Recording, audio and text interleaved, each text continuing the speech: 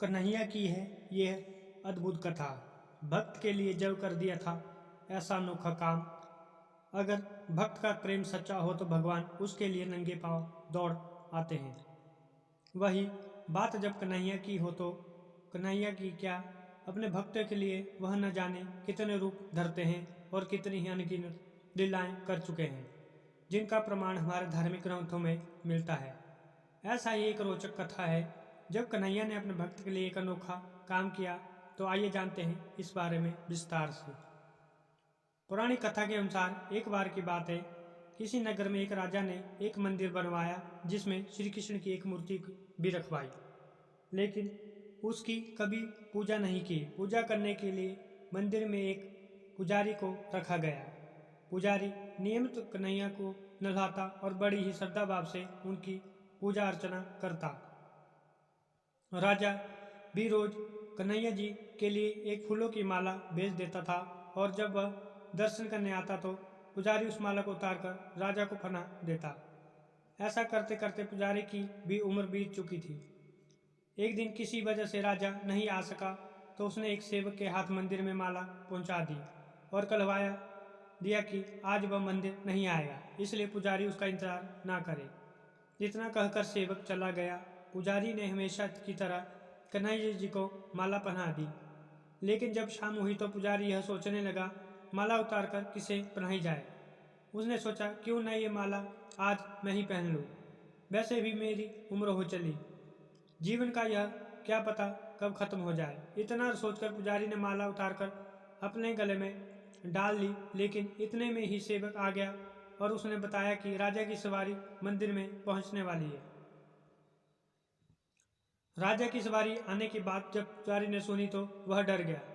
उसने सोचा कि अगर राजा ने उसे देख लिया तो वह उसे मरवा ही डालेंगे। आनंद फानन में पुजारी ने माला उतारकर वापस कन्हैया जी को पहना दी।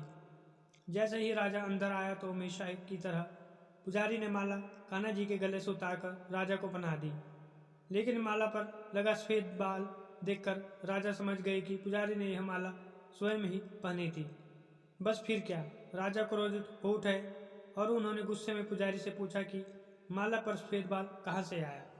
तब राजा की बात सुनकर पुजारी डर गया और बोल पड़ा, ये तो कन्हैया जी का ही है। अब तो राजा और भी क्रोधित हो गए, क्योंकि कान्हा तो भगवान है और उनके बाल सफेद कैसे हो सकते हैं। इसलिए राजा ने फरमान सुना डाला कि कल श्रृंगार के समय राजा खुद आएंगे और देखेंगे सच में ही कान्हा जी का सफेद बाल है या पुजारी झूठ बोल रहा है। उन्होंने कहा कि अगर पुजारी ने झूठ बोला होगा तो उसे फांसी दे दी जाएगी। राजा का फरमान सुनकर पुजारी का बुरा हाल हो गया। उसने सोचा अब क्या करें, कहाँ जाए, अब तो उनका मरना तय है। तब रोते रोते वह भगवान की शरण में पहुंचा और उनसे कहा कि हे केशव, मुझसे झूठ बोलने का अपराध तो हुआ है, लेकिन हो सके तो मुझे क्षमा कर दे, राजा से रक्षा करें। पुजारी ने कहा कि हे माधव, आपकी सेवा करते करते मैं वृद्ध हो चुका हूँ, अब आप मुझे माफ कर दीजिए, ऐसी गलती दोबारा नहीं होगी। यही कहते कहते पुजारी की न जाने कब आंख लग गई और उसकी आंख तब खुली जब सुबह हो चुकी थी। उधर सुबह होते ही राजा भी आ गया और कहने लगा आज कान्हा जी का श्रृंगार वह खुद करेगा। ऐसा कहकर जैसा ही राजा ने कान्हा जी का मुकुट उतारा तो देखा कि श्री कृष्ण के तो सारे बाल ही सफेद है, लेकिन राजा को फिर भी यकीन नहीं हुआ। उसे लगा कि फांसी के डर से पुजारी ने ही बालों को रंग दिया होगा। राजा ने सोचा कि क्यों न कन्हैया जी का एक बाल तोड़कर देखा जाए। इसके बाद राजा ने कन्हैया जी का एक बाल तोड़ लिया, लेकिन जैसे ही बाल टूटा कन्हैया के सिर से खून की धारा बहने लगी। यह देखकर राजा भगवान के चरणों में गिरकर माफी मांगने लगा।